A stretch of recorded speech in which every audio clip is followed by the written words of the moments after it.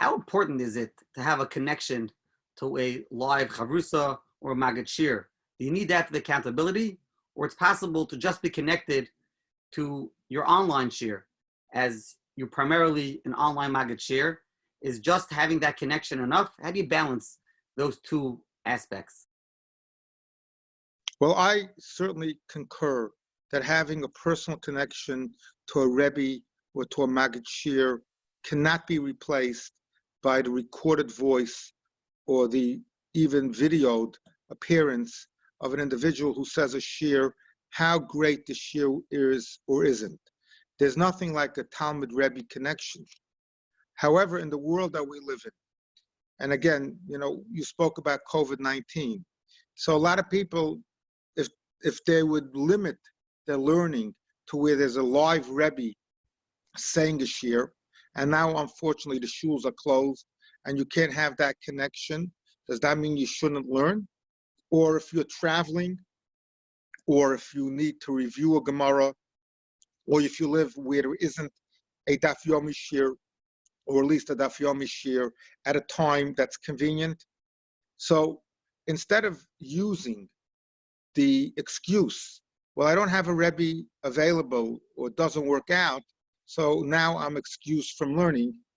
On the contrary, no one who will ask a question would say that maybe having a Rebbe, a live Rebbe, is better than having a virtual Rebbe, but having a virtual Rebbe is certainly better than no Rebbe. And if we could take that place, then that's fantastic.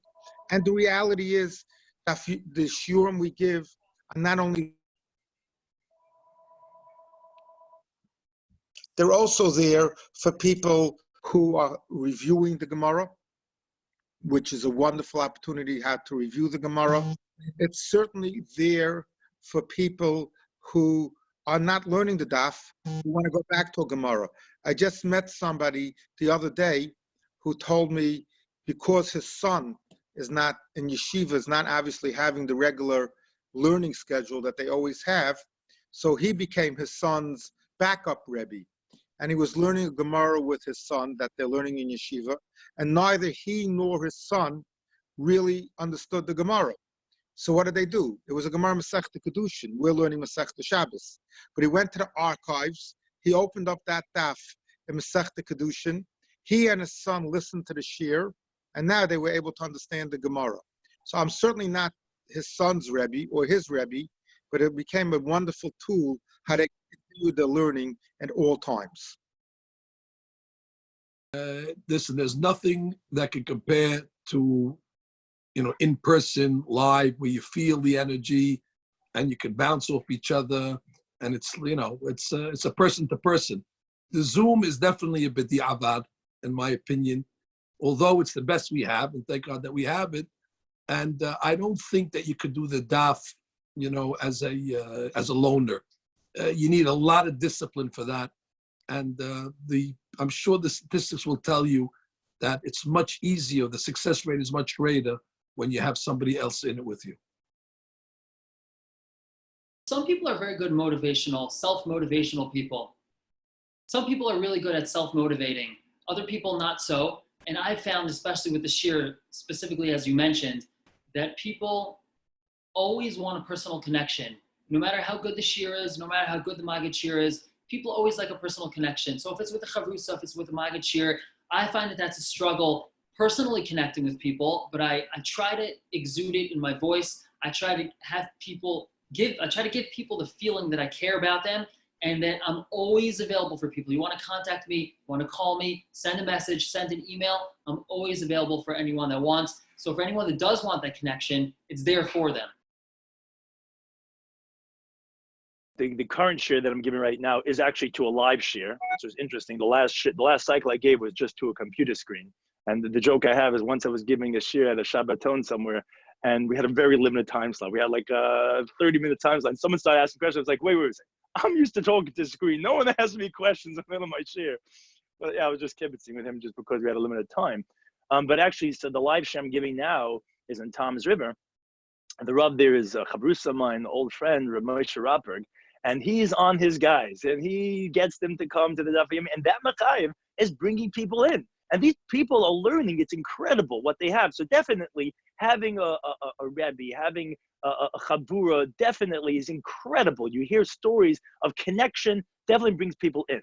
At the same time, I will point out, there are many people that feel connected just by learning Daf Yomi. People feel like they're part of a movement. People even just in my shir, the Daf HaChaim, they feel like they're part of something. They have their Rebbe, even though it's not that connection that way. I hear feedback from people all the time, like as if you're my Rebbe. Like they have that connection. It's incredible how you could have that, even though it's not necessarily two-way. And then you have people that they just get inspired by the words and they don't need it. But for sure, definitely it could be critical for many people to have that Rebbe and to have that Chavrusah. Different people are different. Some people need like the actual direct pressure. I think most people, almost everybody, needs to feel like they belong to a chevra, that they belong to a group that's doing it. But there are people that manage to do that online, that they feel like they're part of it. They'll email questions. They'll have some conversations with other people that listen to the same shiur. Ever since we started with the Zoom for the daf, because I haven't been able to give it in person. So I have 70 people come to the shiur in the morning on the Zoom. In shul we always had about 10 people would come, and now 70 people are coming from from Eretz Yisrael and from Chicago and from all over the place. So it's Gibraltar. We had some from Gibraltar, from England. Every morning on the Zoom. So I think people eventually will always reach out. Meaning people who listen online for a while, eventually they'll always want to connect to the person who's teaching the shiur, because you need to feel like you connect to a Rebbe. I think there are a number of values, and they don't always have to overlap. Meaning the need to have a Rebbe is crucial. One can't go through life without a connection to a Rebbe, Aselech Harav. One needs to have a feeling of achrayus, that something that I have to do. And the more chevra that I'm part of, the more that I feel that I have to do it. Meaning, so if somebody's part of a Daf Yomi in a shul, that chevra, so I know the other guy's getting up at 5:30 in the morning, and the other guy's there, and I'm going to have to be part of it. And obviously, the connection to a Maggidei Shiur is crucial also. That doesn't mean that if somebody appreciates a Rabbi Elephant shiur, Rabbi Leibowitz shiur, a shiur online, and they get such sipuk hanefesh from that, well, I'm not going to listen to that because I, need them. You can have the Rebbe and you can have the shiur, and if you connect to the Rebbe by email, whatever it is, that's fine. But they don't have to overlap. One shouldn't say, I'm going to do this or I'm going to do that. They're both values that we could all do. I want to listen to the shiur that I get the most sipuk hanefesh and connection to Torah. A. B, I want to have a Rebbe. Sometimes the Rebbe that I connect to is the one that I had in yeshiva, and I still connect to him. And sometimes the Rav of my shul, I have a different type of relationship with. I ask certain shilos to, and he's more of the connection to my family and my kids. There's different leaders and different rabbanim in our lives that we should have. Doesn't mean it's all one person. We should be able to have various different rebbeim pictured in pictures in our study, throughout our house. So again, that's everybody has to balance the connection to a Rebbe, the connection to. I always say I wrote an article a number of years ago about the Rav I never met. I never met the Rav. He was already sick when I went to high school. I quote him all the time. Many of my Shabbos, the Gadol Shabbos Shuvah drashas have a lot of his material. I learned from his Talmidim. I remember Rabbi Schefter, Rabbi Rosenzweig, Rabbi Willig. But it's a major part of our life. And many years ago, there's a funny story, a humorous story, that one of my daughters was 5 or 6 years old, and somebody called up. This was still in Woodmere. Somebody called up, said, "Is the Rav home?" But she said, "The Rav's on the wall, but my father's home." So, that it put me in my place, but it also shows you recognize that there are Rebbeim, and there's the Rav, and there's others. But again, that's it's crucial to have a Rebbe, but it's also crucial to be able to learn Torah. To learn Torah from the people and the sources that you get most out of it. Now that we're deep into Masechta Shabbos and Masechta Erevin on the horizon, many first-timers especially may be feeling a bit intimidated. How can we keep this up? It's getting harder. What's going to be? What could you share with them? Any unique words of inspiration to keep them going, and they should strengthen themselves to stay on the Daf Yomi train? My first recommendation, not encouragement, recommendation, is to be successful at learning the daf, is you need to learn one daf at a time. If you're going to look at Shas as one long subject, that's a daunting, impossible task for most people. And people will always tell me that I know I'm going to have different distractions that will prevent me from being able to learn the daf every day. And therefore, maybe I shouldn't just start learning the daf. My attitude, and I've said this to many people who have come back to me to thank me for having told this to them, don't approach the daf that way. Actually, I don't believe you should approach anything in life as using it as one large chunk, because then it becomes challenging and it becomes difficult. Look at a daf as one daf a day. If you look at it one daf a day, then it's much more manageable. And then even if you miss a day and it's hard for you to make up that daf for whatever reason, that shouldn't stop you. Learn the next daf. If you'll be able, hopefully, to go back to the daf you missed. And I believe if you take this approach, you'll find a way to go back to the daf you missed. Great. And if you didn't get back to that daf, it's also all right. If you have a masechta, a large masechta, like we're learning now masechta Shabbos, so if you only learn 90% of the masechta, you're a lot better off than the person who learned none of the masechta, because he said, well, I won't be able to do 100%, so I won't do anything. Of course, my attitude is that besides learning one daf a day, which is, I think, the way to approach it, if you make the daf an important part of your life, an important part of not just your life, but an important part of your family's life. That doesn't mean that every member of the family should learn the daf. That's not what I mean. What I mean is that this is a Daf Yomi family. And everybody knows that this is a Daf Yomi family. And your children are connected with your learning. And your children and your spouse are proud of your learning and encourage your learning and support that learning. That is the way a Jewish family should look. Every Jewish family should have a real connection to Torah.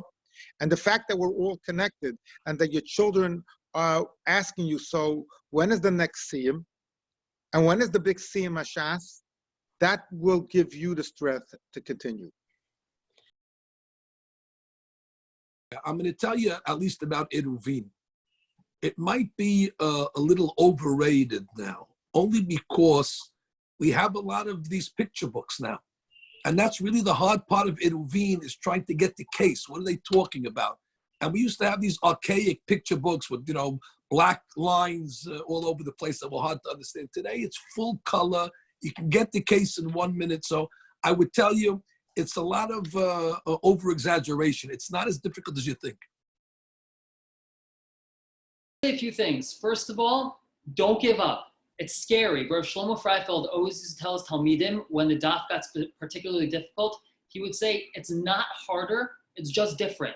It's different sugyas. Yesterday was different than today is, and today is going to be different than tomorrow's sugya. You have to wrap your head around new concepts, and sometimes the concepts are more difficult to grasp. It doesn't necessarily mean that it's so hard, it's just different. So have patience. Tomorrow is going to be something else. That's first of all. Second of all, it's very important to try to incentivize yourself.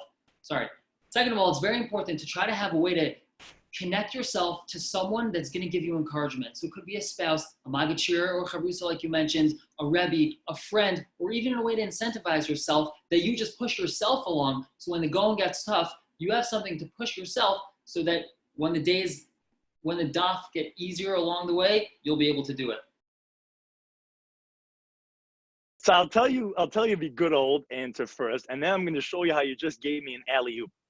The good old really is, like the Chazon Ish always said in this Igris, he said, you got to plug through. And, everyone knows from the social scientists, they talk about today about grit, perseverance, consistency. Chazon Ish said, you come to something that you're learning, you don't really understand it, you got to continue, you got to plow through. I noticed this myself. I look at my Gemara, I'm like, wow, last cycle, I was like, I knew it, but I didn't know it. And I was like, yeah, of course. I'm like, oh, I can't believe then. I remember this being so hard. And I was like, yeah, I got this. So you got to plow through. You got to keep on going through Chayrish in your own learning. Then you have the Zuriya. You continue going and you'll see that's important. So definitely the grit and perseverance is an important thing for these Blätter and Shabbos and everyone. Like we were just doing the Blätter, Yedis, Machalkas. Oh my, mind blowing, right? The Cheshbon is like, you got to keep on going. Now I'll show you how you just gave me a plug for my shir for the Daf Chaim. Because when I was giving the shir on Yedis, Machalkas, Daf Ayin Av and Shabbos, Daf Ayin Beis, people said after the shir, how could people learn this without the charts, without the graphs? This is impossible. How am I supposed to remember Helam Echad and then understand that after the Halamas, then there were Yediyas, Machalkes in the Yediyas, but you look at the charts, which Chaim Shmuel Friedman, you know him, incredible Ga'inus, how he introduced a visual component to learning the Daf, and what we're doing this cycle, this is not yet on All Daf, but we definitely were in talks about getting those shiurim on to All Daf. The visual is in the shir itself. So you see what we're talking about in the shir itself. So when we're coming to Erevin, I'm going to be very excited to hopefully plug seeing the actual Erev in the shir itself, which people joke with me, go, what are you going to have next? 3D? You're going to be walking in the virtual like sukkah itself? Like, what are you talking about? But definitely that would be something that I'm very excited about for these Blätter, that to have that visual, it adds a whole new dimension to make it a little bit more understanding and comprehensive. I think people are hitting this rut right now where it's not as exciting. The momentum from the Siyum HaShas is waning a little bit. What I would recommend is that try to find each day, or at least every other day, a point in the daf, even if you didn't chap the whole daf, a point in the daf that you can take home with you. I think it's up to the Maggid Shiur to really create that moment. Meaning, if you're giving a shiur and you know that when you're looking out at the crowd, that 90% of the people do not follow what's going on, and they're being moser nefesh to wake up early in the morning to be able to come to the daf, and it's very frustrating. You have to have a story, you have to have a vart, something in there that everyone who's there will be able to take something home. Something about that Tana, that Amora, where else they come up in Shas, what else? Something that everybody and people who are learning it should try to look for that something. If you're not following the shiur, say, okay, I may not get this daf, but I'm going to get something from this daf, and then you'll never walk away feeling empty. 2 points. One thing is that I don't know if I did say it. I try to be very careful. Let's say there's a Gemara coming up.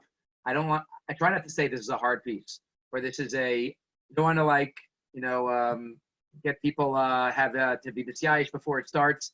To have people, get discouraged in that sense. There's more challenging pieces. There's more involved pieces. But again, the first step, whenever I prepare a shiur, in Daf Yomi or any shiur, number one is clarity. Number one is the achrayus of the Maggid Shiur. Make it clear. That's the first step. And the clearer something is, the Yesodos, and sometimes the Maggid Shiur has to go over it a few times, or if I'm learning it myself, I have to read over the art school a few times. The clearer it is, the more I'll be comfortable with it. When we see Tum of Atara on the horizon, we shouldn't run away. We say, okay, if we have the Yesodos of Tum of Atara, then that's it. It's just like any other area. We have to make sure, and so the more we're scared of something, maybe the more we have to spend more time. The Rambam Takdama Tataros is the longest than any of his Agdamas, any of the Siddharim, because it was all the ABCs. And a lot of Taras is Torah Shabbat, and even Torah Shabbat Peh. A lot of it is Torah Shabbat Peh. But again, we have to make sure that if we see a topic that we're scared of, maybe we have to just overcome it. We can't be psyched out by it. We have to try to say, okay, I'm going to do it. There are svarim written in terms of help. There's an English sefer about a number of them about Erevin. Again, day by day, step by step. So the first step is to make it clear. The next step is to make it fun and interesting. The third step is to what yedios and important cheetahs are on this daf that have to be mentioned, and go from there. But again, one should never be. This is part of Shas. Every Jew has a connection to all of Shas. The Shulchan Aruch Harav says every Jew has a chitzah and kol Torah kula. So this is part of it, and we should just have to look at it as an opportunity. And the more we do it, the easier it becomes, and the more comfortable. Not easy. The more comfortable it is that we are with the material. So we shouldn't be talking about what's going to be, and it's hard, it's challenging. No, just do it. Focus on one daf at a time. And again, obviously the more clarity there could be, the better. So as a